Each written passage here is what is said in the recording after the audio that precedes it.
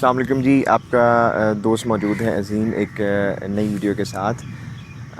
رمضان میں عموماً ہم جو بہت زیادہ ہیلتھ کانشیس ہیں اور بہت زیادہ ڈائٹ کانشیس ہیں، ان کو ایک یہ بھی کویسچن ان کے ذہن میں آتا ہے کہ what is the best time to exercise in رمضان۔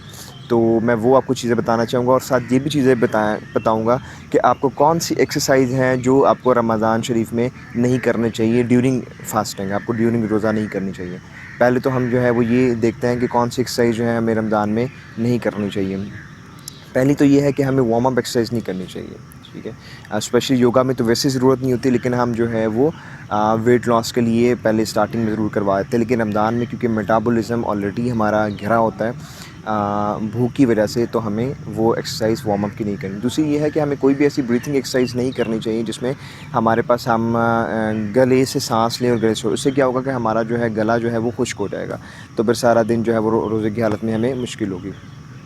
اچھا جی، اور تیسری چیز وہ یہ ہے کہ ہمیں کسی قسم کی وہ ایسی ایکسرسائز بھی نہیں کرنی چاہیے جس سے ہمیں بہت زیادہ سویٹنگ بھی ہو، ٹھیک ہے۔ پہلا تو ہے آپ کو وارم اپ ایکسرسائز نہیں کرنی، دوسرا آپ کو وہ ایکسرسائز نہیں کرنی بریتھنگ جس میں گلا نا بہت انوالو، تھرڈ آپ کو اسٹمک ایکسرسائز بالکل نہیں کرنی جس میں آپ کا اسٹمک، کیونکہ آپ کا پیٹ پہلے ہی بہت زیادہ خالی ہے، تو آپ کی وہ آنتیں پھر اسے کھینچیں گی تو آپ کو نا پرابلم ہوگی، آپ کو نہیں کرنی۔